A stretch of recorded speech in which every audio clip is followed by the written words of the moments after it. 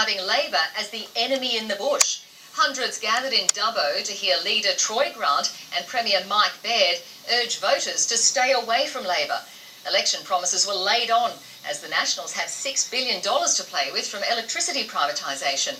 Here's state political reporter Bridget Glanville. The Nationals won a record 19 seats at the last election and they're desperate to hang on to them. Let me be clear.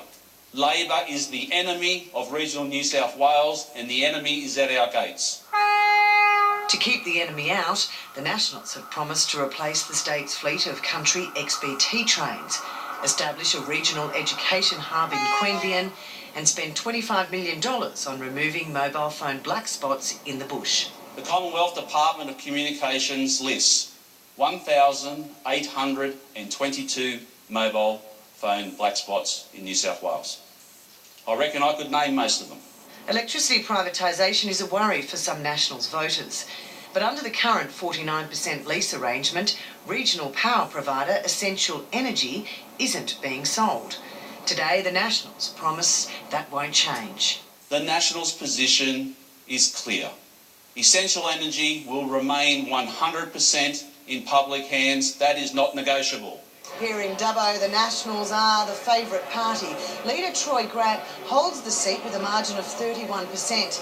The ABC's been told, though, internally they're not so confident about the North Coast, worried that they could lose safe seats such as Ballina because of strong opposition to coal seam gas.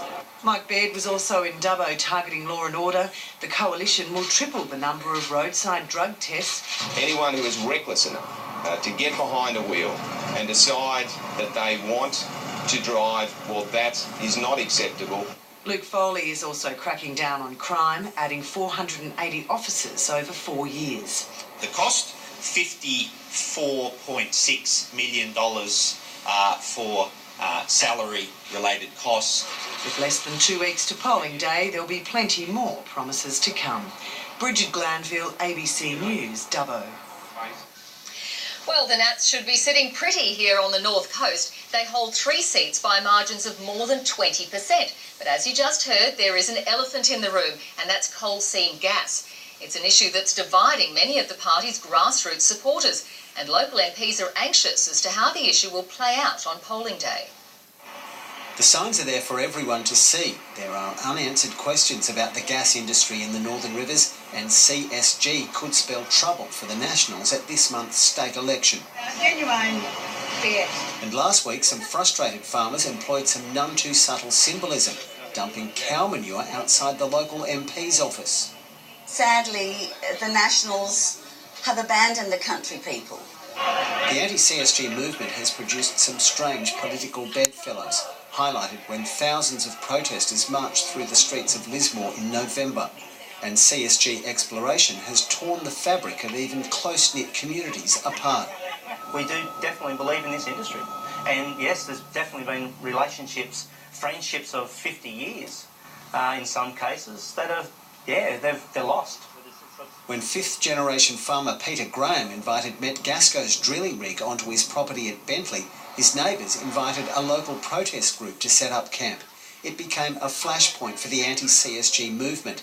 With drilling access blocked, media was soon reporting that up to 800 police would be sent to the site to control protesters. But instead, fearing a community backlash, the state government suspended Metgasco's Bentley drilling licence, alleging the company had failed to properly consult with the community. Metgasco has appealed against the decision in the Supreme Court. If after spending $120 million and working for 10 years in good faith, a government wants to come along and cancel our licences, that's serious business.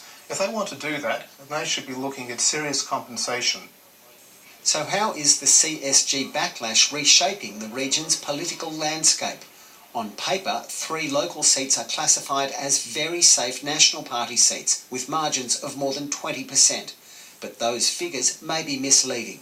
The National Party margin in all 3 far North Coast seats are inflated. If you look at the federal figures, for the 2013 federal election when the Labor Party lost, all 3 seats would be Labor held on federal figures. So all of them, the state margins are heavily inflated, and I'm expecting very large swings, and the National Party may lose some of the seats. The ALP is campaigning heavily in the area and CSG is its trump card. It's now promising to quarantine the region from any coal seam gas development if it wins government.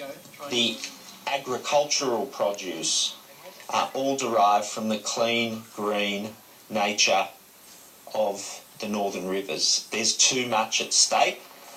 The coalition also plans for some areas to be declared off-limits to the industry, but those will not be known until after the election. In the meantime, the government has announced it will buy back petroleum exploration licences in the state's north, on the Central Coast and in Sydney. Labor's policy is one that can't be believed. What we have outlined is a sensible, structured way that actually takes control of the mess they left behind. We now have a coal seam gas auction in the lead up to the state election. Labor and the coalition trying to outdo each other on who hates coal seam gas the most. The industry says it would welcome a science-based approach, but believes political concerns have distorted the debate. We have the gas in New South Wales. We have the ability to develop it and produce it for our own self-interest, and that's what both political parties should be doing. But the anti-CSG movement says the fight is far from over, especially on the state's far north coast. If, in the worst-case scenario, that Mackenzie are given the licence to go ahead again, we will be back to the barricades for sure. With their North Coast stronghold under pressure, it's no surprise the National Party is hoping to use its policy launch to win back rural voters, flirting with new parties and candidates. Thomas George is the Nationals MP for Lismore. Thomas George, Labor's policy is to ban CSG completely in this region. Even one of your own MPs is starting to talk that way. What are the Nationals going to do? The Nationals have been left a legacy, and we've been fighting very hard too, and I've been listening to the people and of the whole electorate. We need to protect our water, the environment and our prime agricultural land. We've certainly worked towards that. The Labor legacy left us with 50% of this state covered, and now we've wound that back to 13%.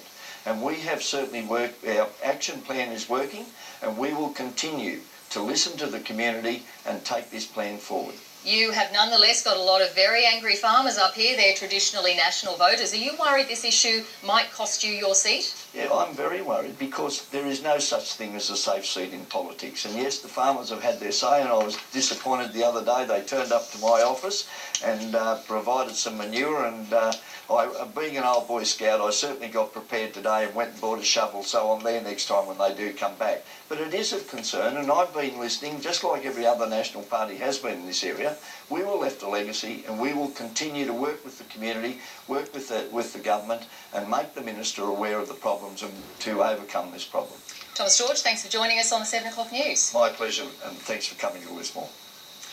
Coming up on ABC News Sunday, the sport, and also